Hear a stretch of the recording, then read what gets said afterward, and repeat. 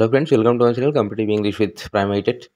তো বন্ধুরা, এই ভিডিওতে 2014 এবং 2017 টেটের যে প্রশ্নমূল মামলা, তো সেই বিষয়টা নিয়ে আলোচনা করব। তো অবশ্যই শেষ পর্যন্ত শুনবে।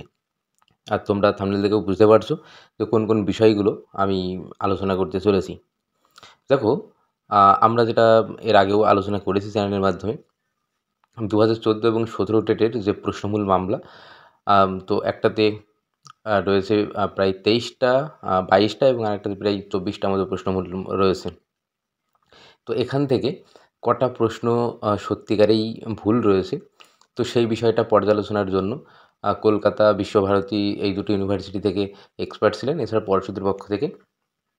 তো এই 3 জায়গা থেকে এক্সপার্টদেরকে নিয়ে কিন্তু একটা কমিটি গঠন করে, তো তারপরে এই যে প্রশ্ন যেগুলো রয়েছে, যেগুলো ভুল বলে কেস করা হয়েছিল, তো সেগুলো পর্যালোচনার জন্য 2 মাস সময় কিন্তু বেঁধে দেওয়া হয় কোর্টের পক্ষ থেকে। তবে ইতিমধ্যে যে খবরটা পাওয়া গেছে, গতকালই যে বিষয়টা জানা গেছে যে ইতিমধ্যে বেশিরভাগ প্রশ্নের যে উত্তর, তো সেটা কিন্তু এক্সপার্টরা রেডি করে ফেলেছেন।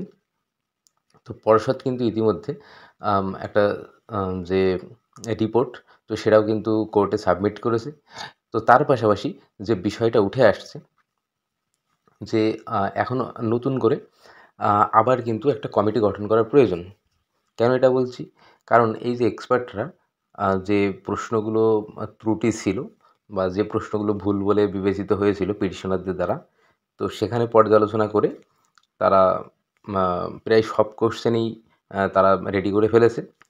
তবে কিছু প্রশ্ন রয়েছে যেটা চাইল্ড সাইকোলজিতে, এছাড়া ম্যাথে, তো এখানে একটা দ্বিধাদ্বন্দ্ব তাদের মধ্যেও তৈরি হচ্ছে। এই কারণে আরও স্পেশালিস্ট যারা রয়েছেন এই ম্যাথের ক্ষেত্রে, ম্যাথ এবং চাইল্ড সাইকোলজি, তো স্পেশালি এই যে পেডাগজির যে বিষয়গুলো রয়েছে, এই বিষয়গুলো নিয়ে কিন্তু এক্সপার্টদের মধ্যে একটা ধোঁয়াশা তৈরি হয়েছে। সেই কারণেই আরও যেন স্বচ্ছভাবে বিষয়টা একটা কনক্লুশনে পৌঁছানো যায়, তো সেই কারণে যেন আবার সাইকোলজি এবং ম্যাথের দিক থেকেও যদি আরও কোনো এক্সপার্ট দেওয়া যেতে পারে, তো সেই বিষয়টা নিয়েই কিন্তু এখন কোর্টের দ্বারস্থ কিন্তু আবার পর্ষদ হয়েছে।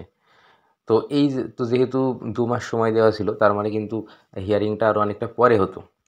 তবে সেই জায়গায় দাঁড়িয়ে যেটুকু মনে হচ্ছে যে হিয়ারিংটা কিন্তু আবার অনেকটা এগিয়ে আসবে। কারণ খুব তাড়াতাড়ি হিয়ারিং না করালে তাহলে এই যে নতুন করে যে আবার এক্সপার্ট প্রয়োজন, তাহলে সেই বিষয়টা তো কোর্টকে জানানো যাচ্ছে না। তো যাই হোক, তো এই বিষয়টা খুব তাড়াতাড়ি কোর্টে এটা সাবমিট অলরেডি করা হয়েছে এবং কোর্টের যেটা বলা হয়েছে, তো কোর্ট ব্যাপারটা অবশ্যই বুঝে গেছে। তো খুব শীঘ্রই আশা করছি এটা শুনানি হবে এবং নতুন করে আবার এক্সপার্ট কিন্তু দুজনকে দেবেন খুব সম্ভবত। আচ্ছা, এবার আর যে খবর যেটুকু পাওয়া যাচ্ছে সেটা হলো, দেখো যাদের নম্বর, তোমরা যারা হয়তো যেহেতু ক্যাটেগরি যারা রয়েছে তারা কিন্তু 82-তে পাস করছে বর্তমান নিয়ম অনুযায়ী।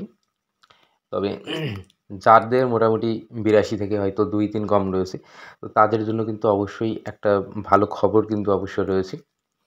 2-3 যাদের রয়েছে, তো তাদের ক্ষেত্রে ভীষণ একটা ভালো ব্যাপার, তারা কিন্তু মোটামুটি কোয়ালিফাই করেই যাচ্ছে।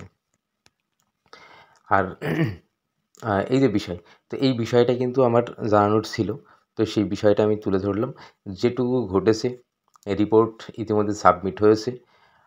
আর নতুন যে কমিটি আবার তৈরি করা হবে সেটা হলো চাইল্ড সাইকোলজি আর ম্যাথ। আরও একবার বলে দিলাম, বেশ কিছু কোশ্চেন রয়েছে যেটা মানে এক্সপার্ট যারা রয়েছেন তাদের মধ্যেও একটা দ্বিধাদ্বন্দ্ব তৈরি হয়েছে। তো সেই দ্বিধাদ্বন্দ্ব যেন দূর হয়ে যায়, তো তার জন্য আরও যারা স্পেশালিস্ট রয়েছেন, তো তাদেরকে কিন্তু আবার ডিপ্লয় করা হতে পারে এই কাজে। তো যাই হোক, তো এই বিষয়টা আমি তুলে ধরলাম। আর কারা কারা মোটামুটি পাস করতে চলেছে আমি সেটাও বললাম। তো সবথেকে বেশি সম্ভাবনা রয়েছে যাদের 2-3 নম্বর কম রয়েছে, তাদের ক্ষেত্রে কিন্তু একটা ভালো সুবর্ণ সুযোগ হতে চলেছে। আর বাকি বিষয়টা অবশ্যই আরও পরে বিষয়গুলো তুলে ধরা হবে। আরও পরে যখন বিষয়গুলো আরও জানা যাবে, তো অবশ্যই আমাদের চ্যানেলের সঙ্গে যুক্ত থাকবে। ধন্যবাদ।